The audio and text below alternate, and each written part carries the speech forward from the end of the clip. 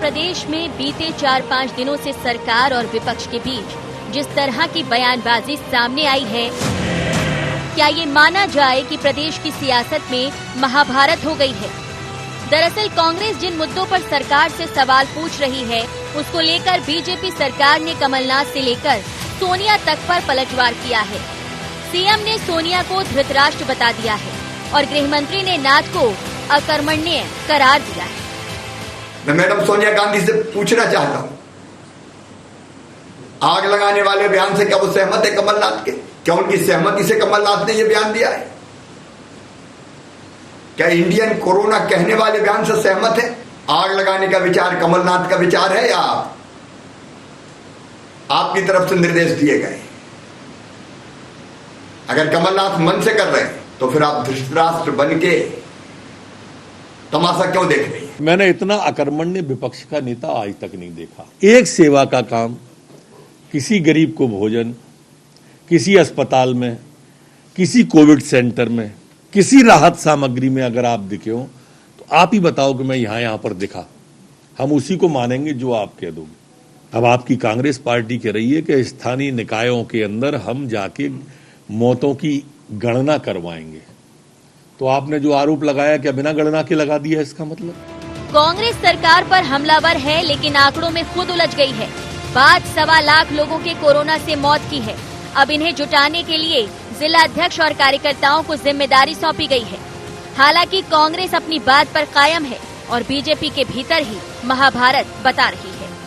Corona काल में इनके मंत्रियों के परिवार के लोग रेमडेसिविर की कालाबाजारी में, ऑक्सीजन की कमी के कारण लोगों की मौतें, और जिस प्रकार से अब आंकड़ों के खेल में बाजीगरी कर रहे हैं, ये धृतराष्ट्र का खेल छोड़िए, जनता को राहत दीजिए और इधर इधर के भाषण की जगह मध्य प्रदेश की जनता के साथ न्याय करने का काम करिए और धृतराष्ट्र के भांति बैठ के जो नाकारा मंत्री हैं उनको घर करने का काम करो, ना कि धृतराष्ट्र की तरह उन्हें सहने का काम करो।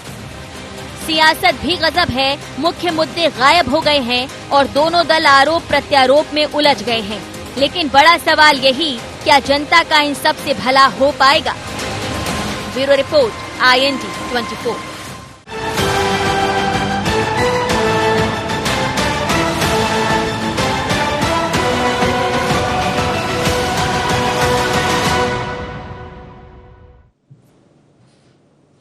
नमस्कार, IND एजेंडा में आपका स्वागत है। मैं हूं आपके साथ नाज़नीन नकवी। बात करेंगे सियासत में जो छिड़ गई है महाभारत, आज हम उस पर। और सवाल यहां पर यह है कि सत्ता पक्ष और विपक्ष आरोप प्रत्यारोप में क्या वाकई उलझ कर रह गए हैं? मूल मुद्दों से क्या ध्यान भटकाने की कोशिश की जा रही है? यहां जरूरत तीसरी लहर की तैयारी की है, वहां आखिर सियासत क्यों गरमाई हुई है? इन मुद्दों पर बात करेंगे। पहले नजर एजेंडा पॉइंट्स पर। क्या कोरोना में उलझ गई सूबे की सियासत? क्या आरोप प्रत्यारोप के बीच गायब हो रहे जनहितैषी मुद्दे? क्या आंकड़ा बयान कमलनाथ के लिए बना मुसीबत?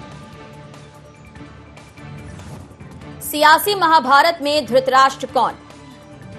एक दूसरे पर आरोप लगाए जा रहे हैं, एक दूसरे को धृतराष्ट्र बताया जा रहा है। सियासी जो यहां पर नेता हैं वो एक दूसरे पर सवाल उठा रहे हैं, कामकाज को लेकर भी सवाल खड़े किए जा रहे हैं। लेकिन आखिर इस वक्त ये आपदा की घड़ी है, इसमें जरूरत किन पहलुओं पर बात करने की है? क्या वाकई सियासतदान ये भूल चुके हैं जहां एकजुट होने की जरूरत है, वहां आखिर एक दूसरे पर सवालों के जरिए क्यों तंज कसा जा रहा है? इसे समझने की कोशिश करेंगे। पहले मेहमानों से परिचय करा देती हूँ। हमारे साथ वरिष्ठ पत्रकार जुड़ रहे हैं, सुशील शर्मा जी, बहुत स्वागत है। हमारे साथ ब्रजेश पांडे जी जुड़ रहे हैं, कांग्रेस का पक्ष रखेंगे। और साथ ही नरेंद्र शिवाजी पटेल जी हमारे साथ हैं, बीजेपी से मीडिया पैनलिस्ट हैं। बहुत स्वागत है आपका।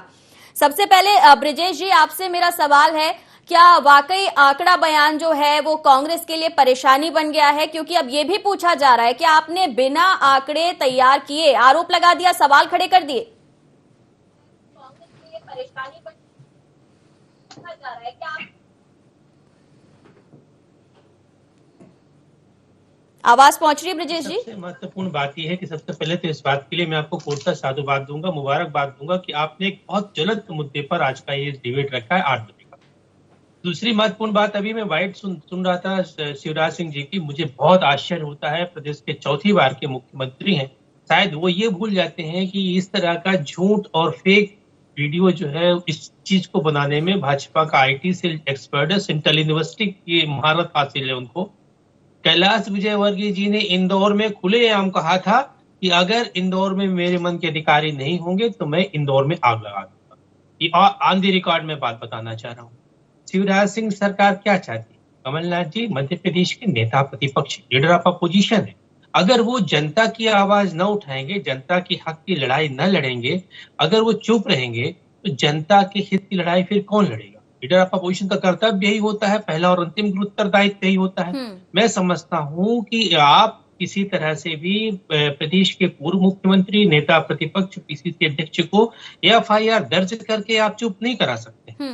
और मुझे तो इतना हास्यास्पद लगा इस चीज को लेकर के, मैंने अपने पार्टी के सीनियर नेता विवेक तन्खा जी से कहा, चूंकि मैं भी एक लॉयर हूँ, मैंने कहा कि जिस तरह की धाराओं के तहत आदरणीय कमलनाथ जी के ऊपर बीजेपी ने आनंद फानंद में IPC की धाराओं के तहत मुकदमे कायम कर रहे हैं, इसमें तो किसी तरह का कोई मुकदमा बनता ही नहीं। तो हम तो समझ रहे हैं कि भारतीय जनता पार्टी अपना आपा खो चुकी। और अगर प्रदेश के पूर्व मुख्यमंत्री जी छिंदवाड़ा जाते हैं, सौसर में, पांडुरना में, वहां पर जाकर के वहां के लोगों के घरों में जाते हैं, जो उनका रूटीन वर्क रहता है, 9 बार के सांसद रहे हैं, तो उन्होंने पूछा, वहां पे फोन लगाया सौसर से कलेक्ट्रेट कार्यालय को कि भाई आज कितनी कैजुअलिटी हुई है। कलेक्ट्रेट कार्यालय के बाबू ने कहा साहब 2 कैजुअलिटी हुई, जबकि 10 लोग के घर होकर के आए। तो अगर उन्होंने सरकार से कह दिया कि आपके आंकड़ों में थोड़ी नहीं, तो क्या सिर्फ एक जगह को आधार मानकर ये इतना बड़ा आरोप आपने या कांग्रेस पार्टी ने लगाया है? केवल एक जगह को आधार मानकर आपने लगाया है क्या पांडे जी?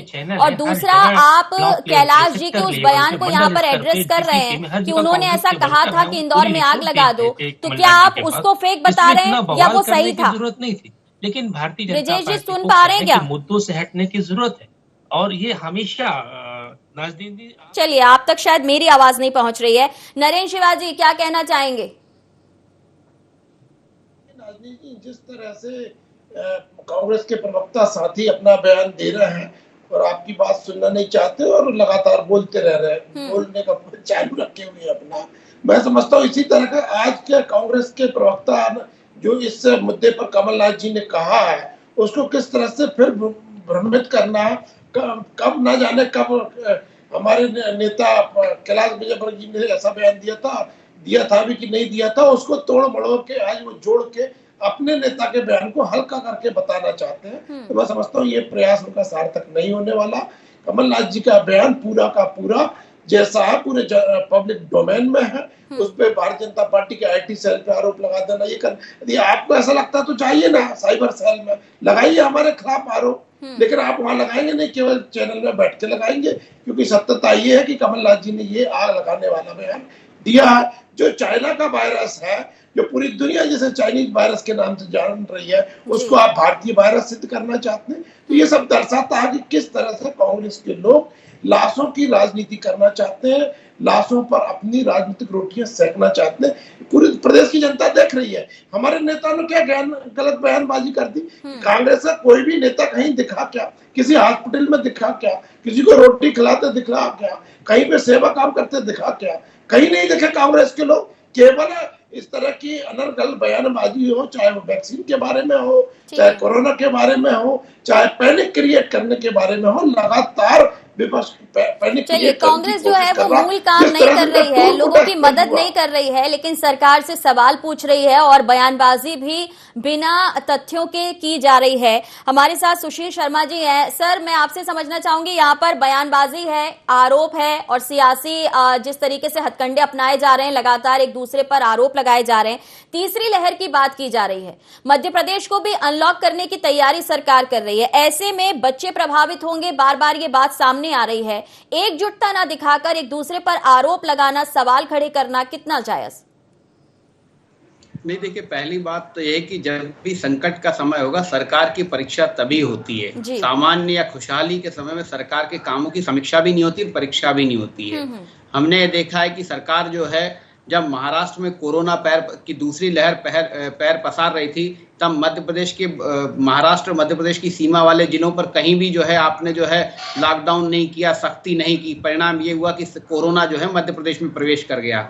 तो पहली गलती तो वहां हुई। दूसरा है कि अगर कांग्रेस ने ये बात कही है कि अगर मौतों का आंकड़े को लेकर भ्रम है, तो भाई ये तो एक भोपाल का सबसे प्रतिष्ठित अखबार डेली आंकड़े छापता है। वो डेली ये बताता है कोरोना से मौतें शमशान घाट में कितने अंतिम संस्कार हुए और कब्रिस्तान में कितने शव दफनाए गए। सरकार उसको लेकर तो कभी बुरा नहीं मानती। कमलनाथ भी उन्हीं आंकड़ों को लेकर बात कर रहे हैं। मेन बात है कि अगर कमलनाथ तथ्यों से बात कर रहे हैं तो सरकार को उसका जवाब देना चाहिए।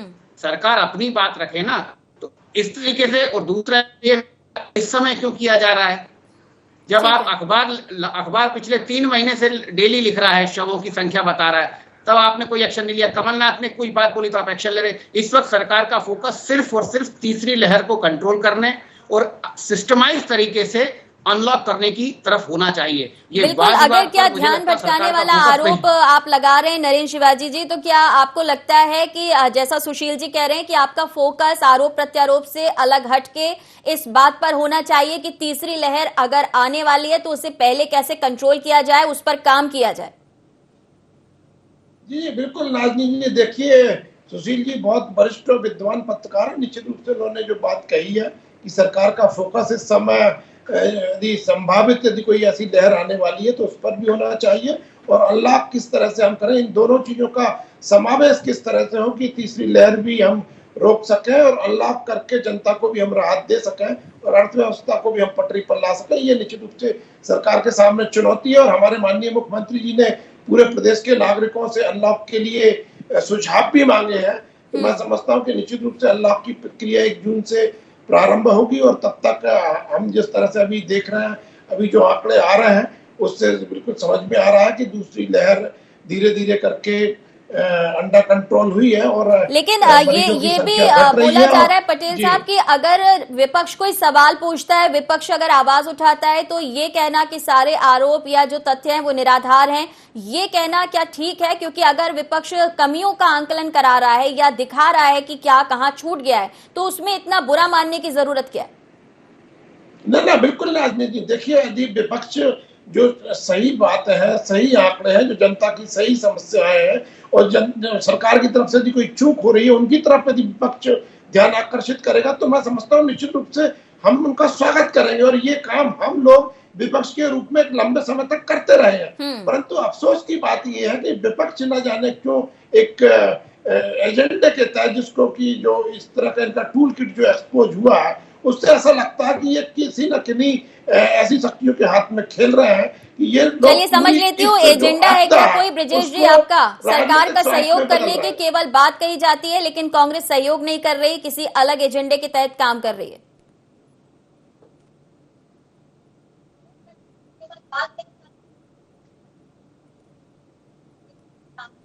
नाज़नीन जी, मैं अपने भाजपा के प्रवक्ता से कहना चाहूंगा कि समर शेष है, नहीं पाप का भागी, केवल व्याघ्र अचोट तटस्थ है, समय लिखेगा उनके भी अपराध। बहुत अच्छी बात सुशील शर्मा जी ने कहा। बड़े वरिष्ठ पत्रकार है मध्य प्रदेश की, उनकी बड़ी इज्जत है पूरे प्रदेश के।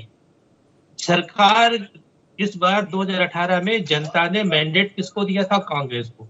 मुख्यमंत्री के तौर पर कांग्रेस ने जो है कमलनाथ जी को कुर्सी में बिठाया। हम समझते थे 7.5 करोड़ जनता का प्यार कमलनाथ जी। कमलनाथ जी ने अगर सरकार को चिताया, सरकार को आईना बताया, सरकार को वास्तविकता और सच्चाई से रूबरू कराया, तो मैं नहीं समझता हूँ किसी का कोई अपराध उन्होंने कर दिया। मौत के बाद भी चैन नहीं थी, न सौ वाहन मिल रहे थे, आप लगातार नाज़नीन जी देख रही थी, सुशील शर्मा साहब भी देख रहे थे, न अंतिम संस्कार के लिए स्थान था, न लकड़ियां थी। उसके बाद भी कमलनाथ साहब चुप रहते। बहन बेटियां अस्पतालों में सुरक्षित नहीं थी, उनके साथ दुराचार की घटनाएं हो रही थी, सरकार द्वारा सिर्फ झूठी योजनाएं की जा रही थी, क्या उसके बाद भी चुप रहते? हम समझते हैं सरकारी आंकड़ों को बताने की जगह जो वास्तविक स्थिति थी शमशान घाट की या कब्रिस्तान की, उस पर सरकार के बाद वो अगर कमलनाथ जी ने आईना दिखाया तो उसका कैलकुलेशन करना चाहिए था। ये स्वस्थ परंपरा है लोकतंत्र के अंदर। 19(1)A यही चीज को अलाउ करता, 19(1)C कॉन्स्टिट्यूशन की धारा इनको पढ़ना चाहिए पटेल साहब को, वो भी इस चीज को इंगित करती है। हम समझते हैं कि भगवान भरोसे छोड़ना और ठोस कार्य योजना बनाने की बात करना, इन सब चीजों चलिए, विपक्ष जब रुकने तक वाला चीजें नहीं नहीं है नरेंद्र आएंगी शिवाजी जी, तब वो तक कुछ नहीं लगातार होगा। सवाल आप कुंभ में पूछेगा जो है डुबकी और लगा आपको रहे आईना थे, दिखाने का आपने काम एक बार करेगा, एक ये कौम को ब्रजेश जी बदनाम कह रहे करने का हैं। बिना बुलाए और टेंडर जिस लिया, तरीके से कितना एफआईआर पूरे कमलनाथ देश जी में के आपने ऊपर उसको हुई, उसके बदनाम बाद किया। तरुण भनोत ने भी कहा कि मैं भी सवाल खड़े कर रहा हूं, मेरे ऊपर भी एफआईआर करा दीजिए, और तमाम इस तरीके से कांग्रेसी कार्यकर्ता बात कर रहे हैं। तो क्या आपको लग रहा है कि आप अनलॉक की तरफ बढ़ रहे हैं, सियासत गरमा रही है, मूल मुद्दे कहीं पीछे छूट रहे हैं? नहीं, बिल्कुल। देखिए नाजनीत जी, मैं बार बार कह रहा हूँ, विपक्ष को प्रश्न करने का पूरा अधिकार है और करने भी चाहिए, और एक सकारात्मक विपक्ष की भूमिका अदा करने के नाते उनको सरकार की कमियां भी गिरानी चाहिए और जनता की जो आवश्यकता है उनको भी बताना चाहिए। परंतु जिस तरह से मैं कह रहा हूँ, कांग्रेस का जो टूल किट एक्सपोज हुआ, उस टूल किट से साफ और स्पष्ट दिखता है कि कांग्रेस के लोग केवल इस आपदा को एक अवसर के रूप में, राजनीतिक स्वार्थ के रूप में अपने लिए उपयोग कर रहे हैं। ये उचित नहीं है। किस तरह से कमलनाथ जी ने कहा कि इस आग लगा देना चाहिए, आग लगाने का काम करो, किस तरह से वो कह रहे हैं कि शमशान घाट, और जो हमारे प्रवक्ता कांग्रेस के जो अभी बैठे हुए पैनल में, वे भी बार बार केवल उसी चीज पे कर रहे हैं। लेकिन अभी ये इस लौट तरह रही का हूँ जो ब्रजेश पहले जी, जनता के उनकी बीच बात में, पूरी हो जाए, जो मैं जनता आपसे बात करती हूँ। जनता के बीच में जो पहले क्रिएट करना चाहते हैं, वो उचित नहीं है। आपदा के समय ये कोई पहली बार आई है, ऐसी नहीं है। हर 100-150 बात साल में पहली इस बार तरह की की नहीं है महामारियां आती नरेंद्र जी, बात आती पहली रही बार हैं। की जी, नहीं है। जी। 2020 से हम इस कोरोना को देख रहे हैं, वेरिएंट वायरस ने चेंज किया, आपने भी तैयारी की, सरकार ने भी तैयारी की, लेकिन जैसा सुशील जी ने कहा कि अच्छे वक्त पर आंकलन नहीं होता सरकार का। जब इस तरीके की विपदा आती है तभी सरकार कैसा काम कर रही है वो टेस्ट होता है। बिल्कुल राजनीति जी, सहमत हूं उनकी बात से, और मैं उसी बात पे कहना चाहता हूं कि जिस तरह से ये जो अचानक एकदम विस्फोट हुआ सेकेंड लहर का, उसको जिस तरह से हमारे प्रधानमंत्री नरेंद्र मोदी जी ने और मुख्यमंत्री शिवराज सिंह जी ने संभाला है। देखिए नरेंद्र मोदी जी ने किस तरह से दिन रात एक करके पूरी दुनिया भर से ऑक्सीजन के सिलेंडर मंगा लिए, ऑक्सीजन के टैंकर मंगा लिए, किस तरह से ट्रेनों से ऑक्सीजन इधर से उधर। चलिए ठीक है, ये बातें सबको पता है। मैं सुशील जी से एक सवाल लेना चाहूंगी। सुशील जी, एक बात आती है, उसके पीछे कई बातें आती हैं, और पुरानी दबी हुई बातें जो शायद अब जिनकी जरूरत नहीं है बात करने की जिन पर, लेकिन उन बातों की भी चर्चा हो जाती है। शुरुआत जैसे ब्रजेश जी ने कैलाश जी के बयान के साथ की, इसी तरीके से अगर हम लोकेंद्र पारशी जी उनका ट्वीट देखें तो वो चीन के साथ कमलनाथ जी का रिश्ता बता रहे हैं। तो क्या ये माना जाए कि एक मुद्दा जब सियासत में आता है, बयानबाजी होती है, तो लगातार उसके पीछे कई बातें सामने आने लगती हैं? नहीं, देखिए, पहली बात तो है कि किसका कहाँ रिश्ता है ये आज बताने की जरूरत नहीं है। ये जो राजनीति का जो ये नया आप देखिए एपिसोड जो मध्य प्रदेश में हो रहा है ना, ये मध्य प्रदेश के लिए कष्टदायी है, मध्य प्रदेश की जनता के लिए कष्टदायी है। नाजनीन जी, आपको आज की घटनाक्रम ध्यान होंगे, उज्जैन में वैक्सीन लगाने पहुंचे लोगों के साथ जो है अभद्रता की गई, मुरैना में, भिंड, ग्वालियर चंबल में घटना हुई, बुंदेलखंड में घटना हुई। इन सब को रोकने का काम सरकारी कर्मचारियों का नहीं है। अगर ये विपक्ष और सत्ता पक्ष दोनों मिलके जाए तो शायद वो वैक्सीन लगवाने को तैयार हो जाए, ये इनका कर्तव्य बनता है। लेकिन ना विपक्ष को सरकार साथ लेना चाहती है, ना सरकार का साथ विपक्ष लेना चाहता है। एक दूसरे को बयानों के जरिए धृतराष्ट्र कहा जा रहा है। अब जो बात आप कह रहे हैं, क्या वहां पर धृतराष्ट्र की भूमिका दिखाई दे रही है? क्योंकि जागरूकता को लेकर काम करना चाहिए, वो कम दिखाई दे रहा है। अगर वैक्सीन की कमी को लेकर बात करनी चाहिए, उस पर बात नहीं हो रही है। तीसरी लहर की तैयारी को लेकर भी विपक्ष क्या काम कर रहा है, कैसे सहयोग करेगा, उस पर बात नहीं हो रही है। सुशील जी। नाज़रीन जी, इसमें देखिए, इसमें सबसे महत्वपूर्ण बात है कि इसमें सरकार को दिल बड़ा करना होगा, सरकार को विपक्ष को विश्वास में लेना होगा, सरकार की तरफ से पहल होना चाहिए। क्यों अभी तक उज्जैन को लेकर पहल नहीं हुई कि वहां पर इस तरीके से मारपीट की गई, वैक्सीन के लिए जांच करने वाले पहुंचे हैं, तो ऐसे दोनों दल के लोग जाएंगे तो किसी ना किसी विचारधारा से जो जुड़े हुए लोग हैं ना, वो जो जिस विचारधारा से जुड़े हुए लोग हैं, उस विचारधारा के जब नेता लोग वहां जाएंगे तो वो लोग तैयार होंगे, लोगों को तैयार करना होगा। आज वैक्सीन नहीं लग पा रही तो हम तीसरी लहर का मुकाबला कैसे करेंगे? सिर्फ दो ही चीजों से हम मुकाबला कर सकते हैं, टेस्टिंग और वैक्सीन। चलिए, वैक्सीन और जिस तरीके से सहयोग की बात कही जा रही है, जी जी जी, ब्रजेश जी, सहयोग की जरूरत है। हालांकि सरकार ने जिस तरीके से आज अलग अलग समितियां बनाई हैं, उसमें मंत्रियों को जिम्मेदारी सौंपी है, चाहे वो वैक्सीन को लेकर हो, जागरूकता को लेकर हो, कमियों को लेकर हो, या फिर जो जरूरत की चीजें उन्हें लेकर हो। तो आपको लगता है कि सरकार काम कर रही है, विपक्ष को भी सहयोग करना चाहिए, आगे आना चाहिए?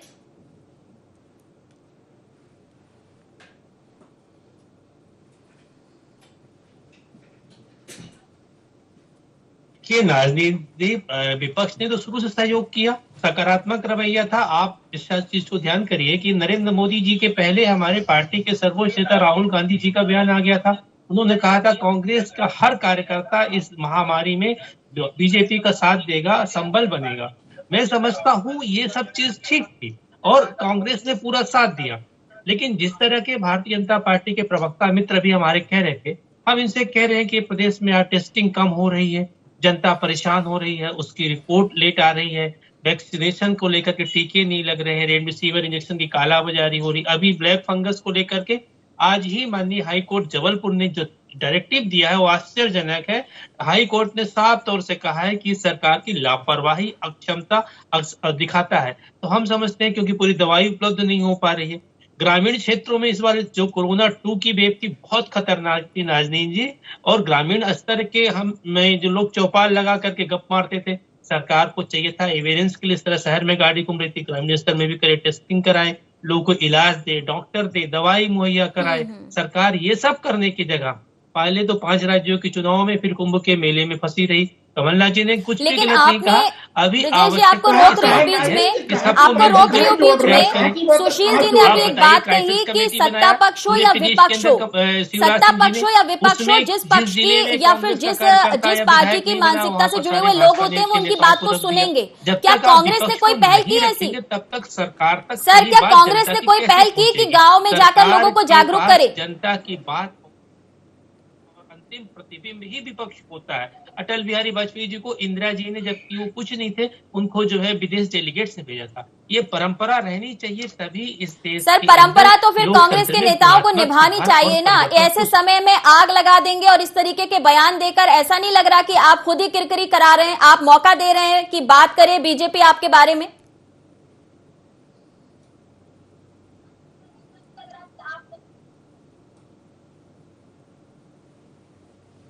देखिए ऐसा है नाज़रीन जी, कांग्रेस ने कहीं कोई आग लगाने की बात नहीं किया।